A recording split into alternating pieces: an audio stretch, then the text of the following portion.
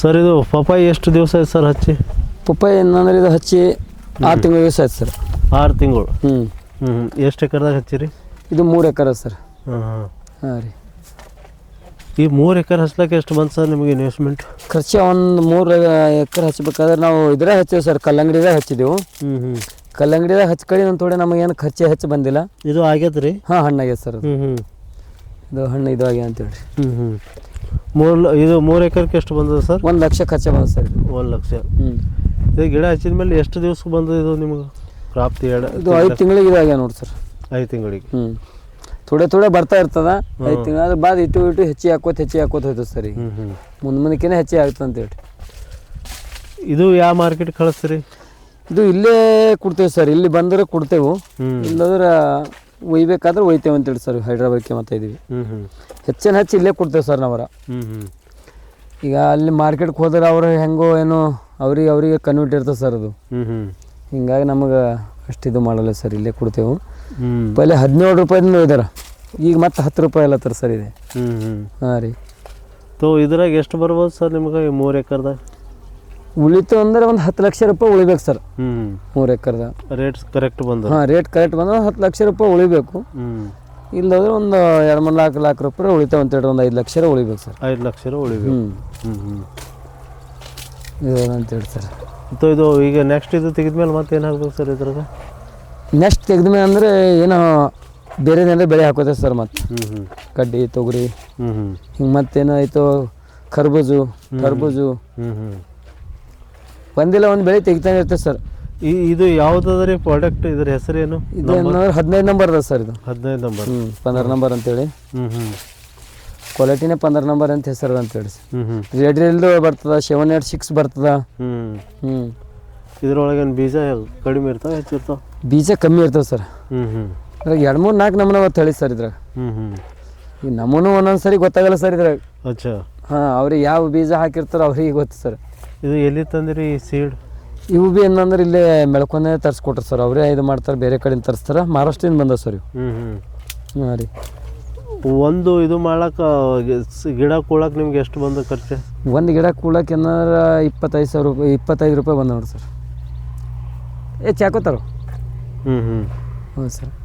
25 ರೂಪಾಯಿ ಬಂದ್ರಿ ಒಂದು ಗಿಡ ಕಂಪ್ಲೀಟ್ ಕೂಡ್ಲಿಕ್ಕೆ? ಹಾಂ, ತಿಪ್ಪಿ ಗೊಬ್ಬರ ಹೊಡೆದೇವೆ ಸರ್. 60,000 ರೂಪಾಯಿ ಗೊಬ್ಬರ ಹೊಡೆದೇವೆ ಹೊರಗಿಂದ 3 ಎಕರೆ. ಈ ಒಂದು ಗಿಡದಿಂದ ನಿಮಗೆ ಎಷ್ಟು ಇನ್ಕಮ್ ಬರ್ಬೋದು ಸರ್?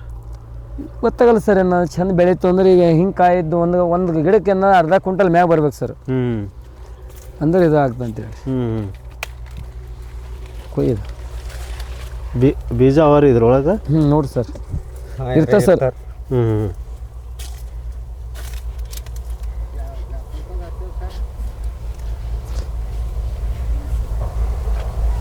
ನೋಡಿ ಸರ್ ಇದ್ರ ಒಟ್ಟು ಇದಿರಲ್ಲ ಸರ್ ಇದು. ಆಯ್ತು ಸರ್. ಸರಿಯಾಗಿ ಪ್ರಾಡಕ್ಟ್ ಆಯಿತು. ಹಾಂ ಸರ್. ಹಣ್ಣಾಗಿ ಒಯ್ಯಲ್ಲ ಸರ್ ಅವರು ಮಾರ್ಕೆಟ್.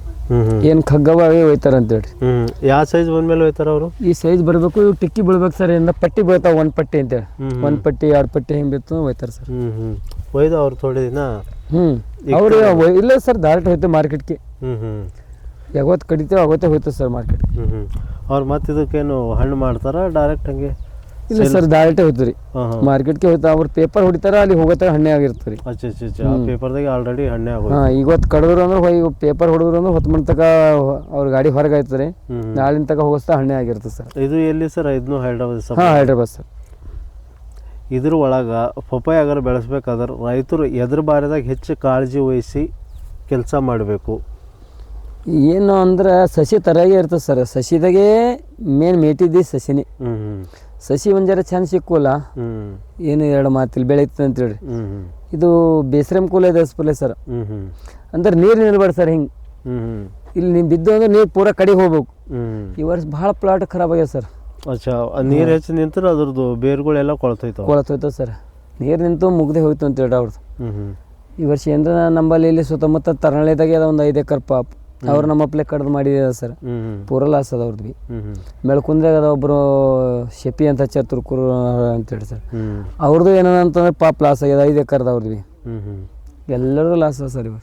ಇನ್ನೊಂದು ಸರ್, ಒಂದು ಗಿಡದಿಂದ ಒಂದು ಗಿಡಕ್ಕೆ ಎಷ್ಟು ಅಂತರ ಇರಬೇಕು?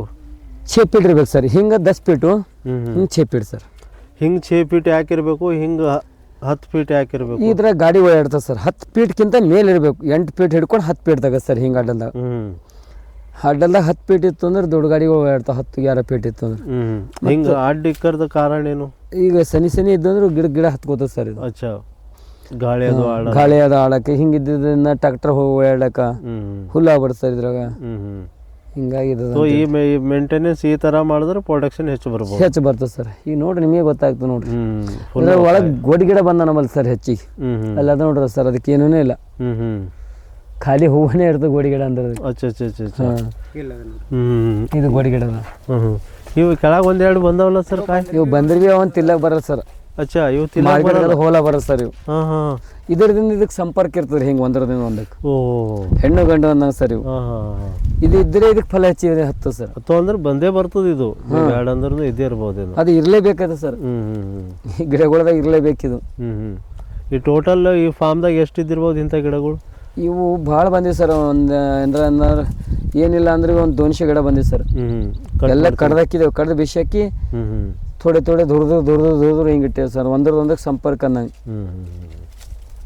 ಇದ್ರ ಮೇಲೆ ಜೇನುನೊಣ ಕುಂತು ಅದಕ್ಕೆ ಹೋಗಿ ಅದರದಿಂದ ಅದಕ್ಕೆ ಕುಂತು ಹಿಂಗಿದೆ ಇರ್ತದೆ ಸರ್. ಹಿಂಗಾಗಿ ಇದು ಆಗ್ತದೆ ಸರ್. ಸರ್, ರೈತರು ಮಾಡ್ಬೇಕಾದ್ರೆ ಈ ಥರ ಮಾಡ್ಬೇಕಾದ್ರೆ ಅವ್ರಿಗೆ ನೀವು ಏನು ಸಲಹೆ ಕೊಡ್ತೀರಿ, ಹೇಳ್ತೀರಿ ನಿಮ್ಮಿಂದು? ಸರ್, ಏನಾದರೂ ಕೇಳಿದ್ರೆ ಹೇಳ್ತೇವೆ ಸರ್ ನಾವು. ನಮಗೆ ಎಷ್ಟು ತಿಳಿತಾ ಅಷ್ಟು ಅವ್ರಿಗೆ ಮನ ಮುಟ್ಟಿಸ್ತೇವೆ ಸರ್. ಅಂದರೆ ತಿಪ್ಪಿ ಗೊಬ್ಬರ ಹಾಕ್ಬೇಕು ಸರ್. ಇದಕ್ಕೆ ಹೆಚ್ಚಾಗಿ ತಿಪ್ಪಿ ಗೊಬ್ಬರ ಬೇಕು ಸರ್. ಪಪ್ಪಾಯ ಹಚ್ಬೇಕಾದ್ರೆ ತಿಪ್ಪಿ ಗೊಬ್ಬರ ಹಾಕ್ಬೇಕು. ಈ ರೆಡಿಮೇಡ್ ಗೊಬ್ಬರ ಹೆಚ್ಚಿಗೆ ನಡೆಯಲ್ಲ ಸರ್ ಇದಕ್ಕೆ. ತಿಪ್ಪಿ ಗೊಬ್ಬರ ಇದ್ದರೆ ಒಂದು ಜಾಗಿಲೆ ಭಾಳ ನೋಡ್ರಿ ಕಾಯಿ ಒಂದು ಜರಾನೆ ಅಂತ ಕಮ್ಮಿ ಇದೆ ಸರ್. ಕಮ್ಮಿ ಅದ ಸರ್. ಆಯ್ತು ಸರ್, ನೀವು ಒಳ್ಳೆ ಮಾಹಿತಿ ಕೊಟ್ಟಿರಿ. Thank you. ಧನ್ಯವಾದ ಸರ್. ಧನ್ಯವಾದ. ಲೈಕ್ ಮಾಡಿ, ಶೇರ್ ಮಾಡಿ, ಕಮೆಂಟ್ ಮಾಡಿ. Thank you. ನಮಸ್ಕಾರ.